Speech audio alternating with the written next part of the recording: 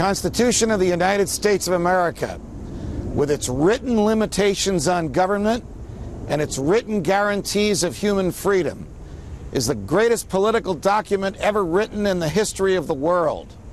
It is the foundation of the American government, and everyone who works in the government takes an oath to preserve, protect, and defend it. The creation of the American Republic, with its written constitution and guarantees of personal freedom for the individual, is the greatest development for freedom in the history of the Western world.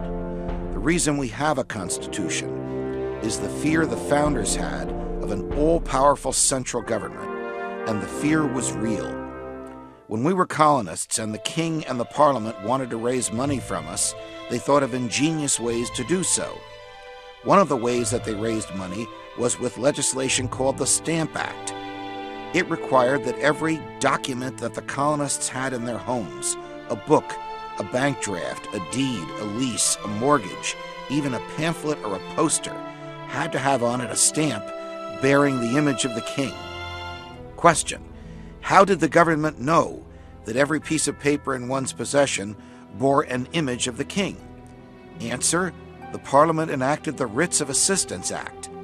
This law authorized British soldiers to knock on the doors of any colonist's home and write themselves permission to enter. They could literally write their own search warrants and then enter the colonists' homes under the pretext of looking for the stamps. Of course, while there, they frequently could help themselves to property. They could consume alcohol. They could seize furniture. They could even take over the home and expel the colonists and use the home as their own living quarters for as long as they wished. This act was the last straw. We fought a revolution. We won the revolution. We wrote a constitution. In writing the Constitution, in that hot and sticky summer of 1787 in Philadelphia, delegates were sent from each of the 13 colonies. They had a great debate. The debate was over the origin of our freedoms. The James Madison and Thomas Jefferson folks argued that our freedoms come from our humanity. After all, Jefferson had just written in the Declaration of Independence that all men are created equal and are endowed by their Creator with certain inalienable rights, and among these is life, liberty, and the pursuit of happiness. This understanding of the origin of our freedoms is called the natural law, and it teaches that because we are created by God in His image and likeness, and because God is perfectly free, He created human beings as perfectly free.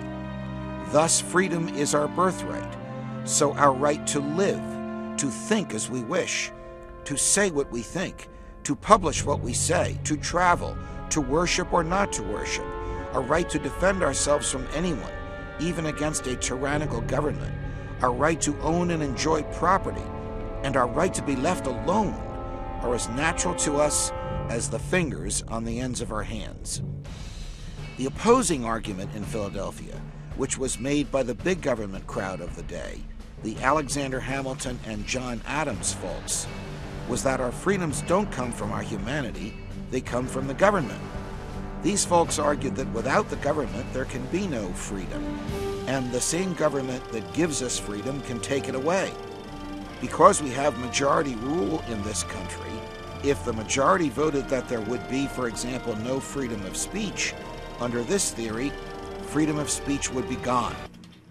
Fortunately for all of us, Jefferson's views prevailed, and the concept of natural rights, rights belonging to us by virtue of our humanity, is instilled in the Constitution and in the Bill of Rights. These two documents taken together state the reasons for which the federal government came into existence, establish a president, a Congress, and a court system, each with separate and distinct responsibilities and powers. They retained certain rights for the people and for the states. Remember, in Philadelphia, it was the states that came together to create the federal government. The states gave a little bit of their powers to a new central government, and they stated just how little and just what those powers were in the magnificent document we call the Constitution. They added a Bill of Rights because they were worried that a new central government in the new capital of these United States might someday do the same thing to them that the King of England and his Parliament did to the colonists. Has this system worked as intended? Has the government followed the wishes of the framers? Has it stayed within the confines of the Constitution? The Constitution and the Bill of Rights were written for two purposes. The first was to establish and define the government, and the second was to keep the government off the people's backs.